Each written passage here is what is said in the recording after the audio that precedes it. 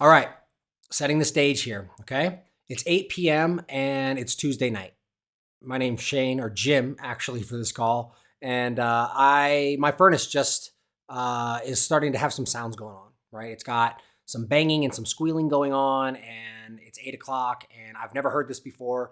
So I don't know if that means that it's going out or what's going on. It still seems to be heating the house properly, but I have no idea. So I'm a little freaked out. I got kids in the house. It's cold outside, typical Colorado winter night. And so I'm calling a company here I found on Google. And I just went to Google and I searched for HVAC repair near me. And the first results that came up, I clicked within the top two of those. One of them is called high altitude heating. And I clicked that call button. And now I am on a call with this company. After hours, they're closed for business for the daytime, but their after hours is going to be answering my call. Okay. So I'm going to play you a real call handled by an AI voice agent. And this is me calling into this call to demonstrate this, right? One of my many demo test calls on this agent.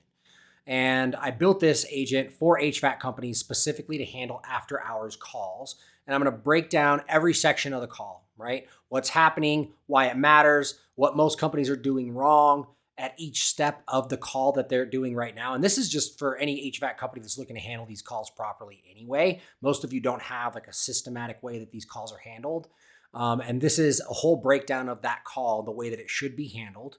Okay. And at the end, I want you to ask yourself the question, now, is this better or worse than what's happening at your company right now when the phone rings after hours? Okay. So without further ado, I'm going to jump right in.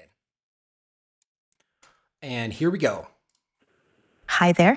Thanks for calling High Altitude Heating and Air. How can I help you? Yeah, my furnace is having some issues. It's making some banging noises when it kicks on that I've never heard before, and some squealing every time it turns on. Seems to be heating the house fine and all, but I don't know what's going on with it. It's pretty loud. That sounds frustrating, and it's good you're catching it early. Can you tell me when you first started noticing these noises from your furnace? Yeah, it was just like earlier today, and I didn't think anything of it. But as we've gone into the night here, it seems to be continuing to happen and a little more frequently. And so I would like to get somebody out here, like schedule someone to just take a look at it and see what's going on before something big happens. Absolutely. It's smart to get it checked before it turns into a bigger issue. Can I get your first name, spelled letter by letter, please? Okay, so this call was answered on the first ring, 8 p.m., no voicemail, no leave a message, and we'll call you back tomorrow. No hold music, no anything like that, no phone tree. You got to press 1 to get here, there, right? Like right on the button. This was answered the very first time in this way. Okay, so that alone is the difference between keeping your customer and losing them a lot of times when it comes to HVAC. Because when someone's searching, they call, they have to wait at all, especially when they're frustrated and scared that something's broken and they got kids in the house and it's just an emergency. They're just going to hang up and they're going to call the next person that answers. Okay, so what does every other company in town sound like at 8 p.m.? Mostly it's going to be like an overseas call center or an answering service, right? Or a voicemail. And what does your customer do when they hit their voicemail, right? They hang up and they call the next company. So the tone matters a lot too. The agent sounds warm, professional. There's so much energy and time and investment that goes into finding the right voice for these agents. And so you'll notice that she sounds really grounded. She sounds really peaceful. She sounds calm, but she also still sounds friendly. And she sounds, in a way very helpful and proactive to get things moving in the right direction. She's letting the customer speak first, which allows that customer to talk about what's going on and what's happening with their furnace. And then she's empathizing with him. And she's saying, okay, that's really frustrating. Tell me a little bit more about what's going on. So he does. He talks about the bangs and the squeals. And then she says, I know it's really frustrating that you have kids in the house and we can get you help right away, right? So very important that intro to the call sounds grounded, sounds peaceful, and sounds really good and feels like the customer is actually talking to a person, right? A lot of voice AI agents, you could tell right off the rip that they are AI, and you could definitely tell this is AI, but it feels warm and it feels good because the voice and the tone is really, really good, right? Now, most owners of HVAC companies that I talk to say, we have an answering service, we have voicemail, but when I actually call their number at 5 p.m., which I've done many times for a lot of these companies, I just go down Google Maps, the experience is rough, right? And I'll show you what I mean here in another video, but this is just the intro to the call. So I'm going to move on to the next port and we're going to explain that and go through that as well. All right. So another thing that's important to note here, we're going to break down the rest of the call here in just a second, but there's another thing that's important to note here when it comes to building these voice agents, right? So right here, the agent is doing something that seems really simple, right? But is actually really hard to get right. And it's figuring out what's going on without overwhelming the customer, right? So the agent's going to let the caller speak first. We're not going to do a bunch of introduction. We're not going to say that we're AI or anything first. What we want the homeowner to do is just start talking and not start to express what is going on with their system, right? So a homeowner calling at 8 p.m. with their furnace has got problems on a cold night with kids in the house is probably stressed. They might be cold, right? Again, they have kids in the house. They don't want an interrogation at this point. They want to feel heard in a way that they know that someone is going to help them. And so that's what this voice agent is doing right now, is capturing that information and then is going to empathize with that at the end. Like, that sounds really frustrating.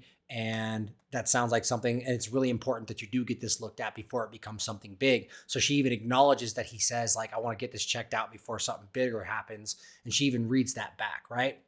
So, but the company needs certain information to dispatch correctly. So we're going to move into actually capturing all of the personal information for this person. And we're going to do it in just a really flawless way. We're going to transition right out of that section where we know what's going on and we empathize into just gathering the first name and information. Okay.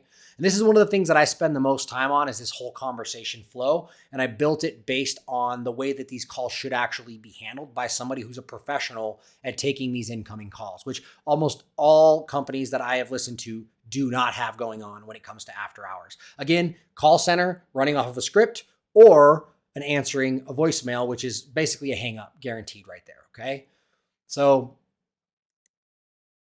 another thing to note here is that this agent is going to respond accordingly depending upon what kind of call it gets. So if it's got somebody that's talking about bangs and squeals, but the furnace is still running, we're going to take them down a path towards scheduling something most likely tomorrow, because this isn't an emergency. Now, if that person called in and said, I have no heat and I don't know what to do, and it's 25 degrees outside and I need somebody out here right away to look at it, it's going to handle it differently.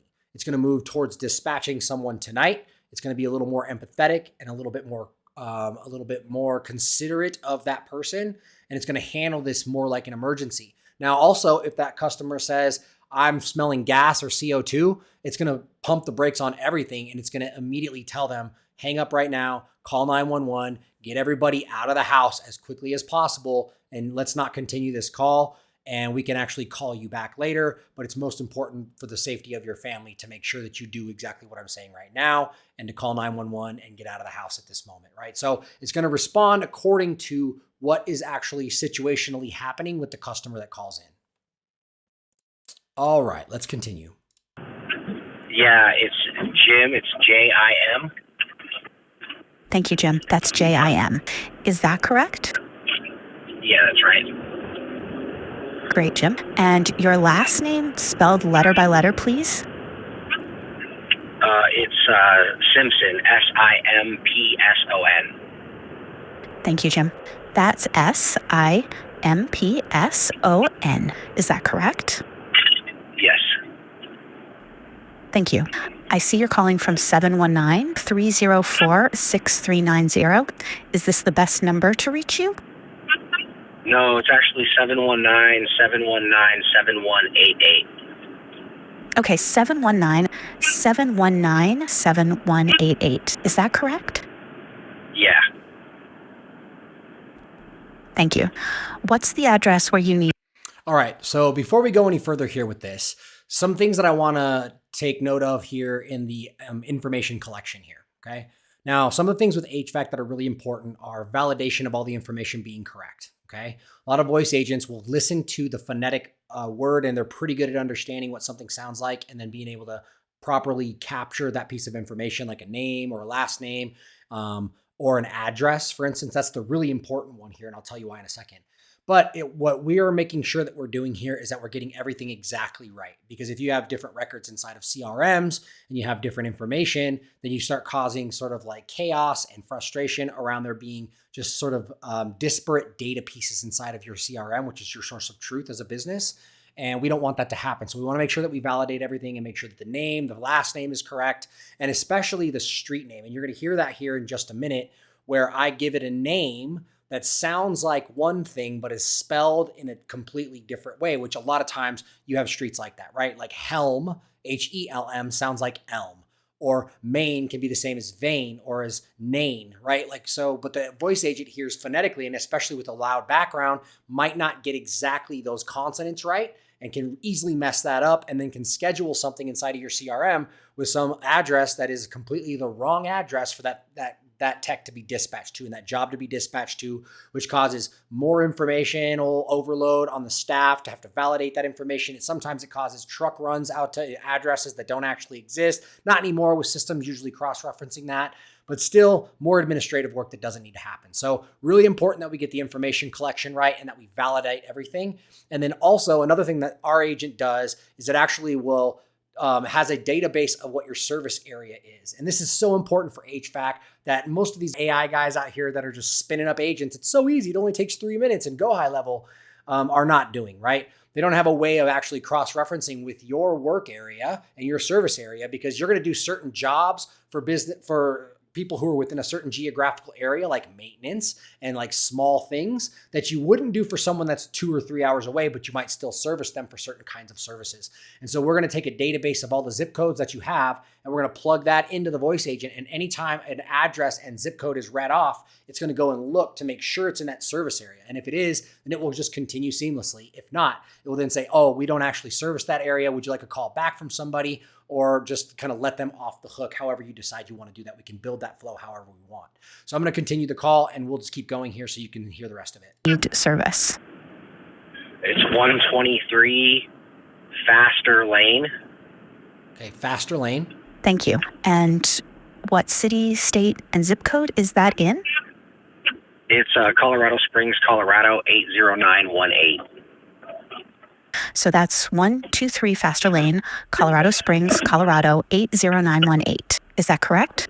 And is Phaster spelled F-A-S-T-E-R? No, it's actually spelled P-H-A-S-T-E-R. Thank you for asking. Okay, so you hear that?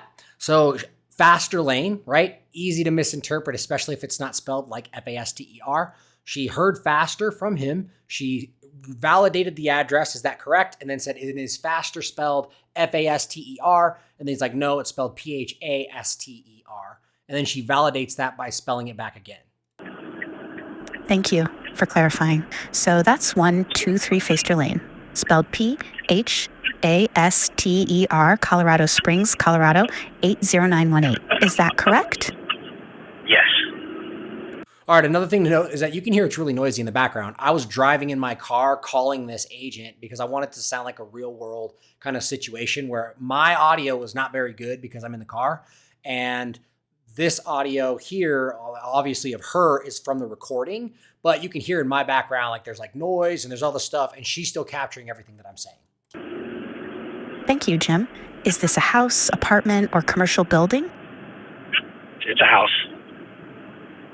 Thank you. Do you know what type of heating system you have? Furnace, heat pump, or are you not sure? It's pretty old. I don't know. I've never had it replaced or anything, so I think it's probably just a regular furnace. Thank you, Jim. Just to confirm, you mentioned the furnace is making banging and squealing noises when it turns on, but it's still heating the house. Does that sound right? Yeah, that's right. Okay, so you hear that? She gathered all the information. We now have first name, last name, phone number. We have full address, city, state, zip, right spelling on the actual address. And now we've gathered the full information on what's going on. And now she's repeating that back just to make sure that the customer feels validated and that everything is right, right? So we validated the address and contact information. Now we've validated that that's what's going on. Okay, so now she's going to validate what the customer actually wants just one more time to make sure that we're getting it right. Thank you. And just to confirm, you first noticed this earlier today, correct? Yep. Thank you. Can you describe a little more about the noises? Are they loud bangs or more like pops or rattles? And is the squealing high-pitched? It's kind of like banging, just like I don't know really how else to describe it. It's like a few two or three bangs when it turns on, and then high pitched squeals. Thank you. That's helpful. And just to confirm, are you looking to schedule a repair visit for this issue? Yeah, I don't even know what's going on with it. So repair, have it take a look at, and then hopefully get it repaired. Thank you, Jim. I have all the details I need to get you scheduled. Do you prefer a morning or afternoon appointment? Okay, so now we're actually going to schedule inside of the CRM. Okay, and I will show you an actual like this being scheduled inside of the CRM. I'll show you what was actually scheduled in there in just a second here. But what's happening now is we've got all the information, right? We validated everything. We know what they want.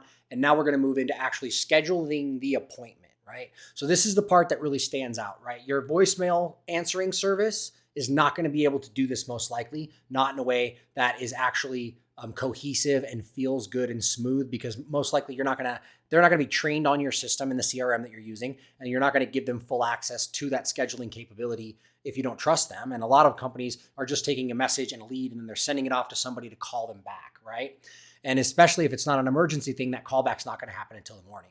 Now we're scheduling directly in the calendar right now. So what this agent's going to do now is it's going to go into the CRM. It's going to look at the availability, and it knows the availability for all the days moving out forward. You can ask for any day and it can go right into that day and find out what available slots are for that specifically.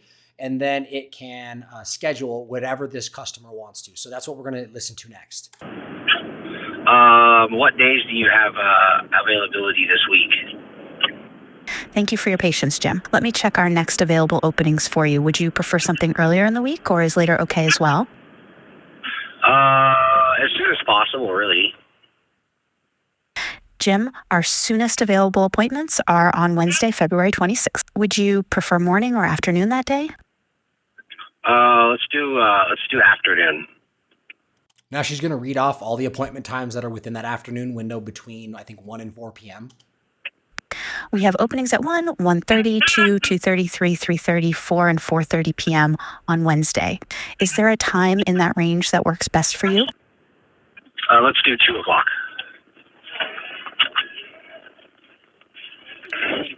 So now she's scheduling inside the calendar. It takes us a couple seconds. Okay, Jim, you're all set for Wednesday. Okay, so we just heard her confirm the appointment, right? So let's look in, this is GoHighLevel, right? Doesn't matter what the CRM, if it's Service Titan, if it is Jobber, if it's GoHighLevel, if it's Google Calendar, it doesn't really matter what you're using. We can integrate into that system. And that's the power of this, is that it can actually pull all of your availability and it can schedule appointments. So you can see here, here's the HVAC consultation. There's Jim Simpson right here, right? And you'll see that it is actually showing me all of his information here in GoHighLevel. So it captured everything that we talked about in that call. Jim Simpson, there's the phone number, the one that I validated, not the one that it captured at first. We go down here, it's got all the address information, Phaster Lane. As you can see, it's the right information there. And then we scroll down a little further. It's got all the information about the system and everything that it collected. Where is that? Right here. The issue that it was describing is it's got squealing noises when it turns on. The system's still heating the house. It's a furnace is the current system. The urgency level is urgent, but not emergency. It was noticed earlier today. And then it's banging 2 to 3 times are the symptoms. And then the service type is repair and their property type is house, right? So it collected all that information. So as you could see, like fully integrated system here for capturing leads that come in. So another great thing about this system is that if something comes from like a local services ads or a Google ad, what ends up happening is the lead comes in, and if you don't capture that call the first time, then you're going to lose that customer forever, right? So it's going to capture all that information on the call, and even if somebody hangs up, that information is still captured, and you can call them back right away. And so the great thing about this is there's nobody calling, getting a voicemail, and then hanging up, or calling a call center or an answering service that tomorrow is going to be calling them back, right? You're actually trying to book their appointment right now. So really, really powerful system here. Right. So as you can see, this system is fully operational. It both handles the call within one ring of it answering. It answers the call like it's a human. It gets the information. It talks about, what's going on with their system. It routes the call appropriately, tells them to get off the phone if it's an emergency. We'll actually be able to dispatch someone, which I'll show you our call for the emergency dispatch, which is like need service tonight. And that actually even has like the after hours diagnostic fee and everything. And then, and does all of that. And then also can schedule things. And then if you were to call this agent back and say, hey, I need to reschedule my appointment that I scheduled with you earlier, it'll be able to look in the system, pull that appointment up, cancel it, and then reschedule for a new appointment for the same customer. So fully operational system. And then once that lead is generated, it'll also send out text messages and do follow-up as well. We have a lead follow-up version of this as well. So if you're doing lead generation on Facebook and you're getting like form submissions, then it'll actually call that customer, qualify them, and actually schedule the appointment for the in-home comfort evaluation or whatever your consultation is, and get that scheduled in the calendar in the same system. And then we'll do the lead follow-up if it doesn't get a call. So it'll call once every single day or twice a day, however we set it up to do that. And it will send out text messages as well to do follow-up. And then once somebody answers a text message, then it will trigger a call that will then call them and then validate that information and schedule the appointment for them. So if you have any questions about this, or you want to know anything about this kind of a system for your own business, this is one version of the call, and I'm going to do several other videos that explain the other different types of calls, like the emergency after hours, where someone's heat is out and it's 23 degrees, and they need to get somebody out tonight to look at it because they got kids in the house. That's actually ends up in a dispatch, as well as like text messaging, an on-call technician. There's going to be a demonstration of that call as well, there's lots of other videos that I'm going to be doing to demonstrate these voice agent systems that we have built. And we built these specifically for HVAC. Like I have a lot of experience in the HVAC industry, right? And I've done lead generation for them for years. And I've listened to hundreds of calls for HVAC companies that are both incoming calls and follow-up calls. So I know how this should work. And this is a textbook way to handle a call that's coming into your business, right? If you have a technician or you have a call center handling this, or an administrator that is handling these calls, you need to have a script and you need to have a certain flow in order to make the customer feel good, to get the information that you need and make sure that you have accurate dispatching and scheduling as well. So this is what we're doing. My company's called Risen Voice AI, if you want to know. And let me know if you have any questions about this. Thanks for watching.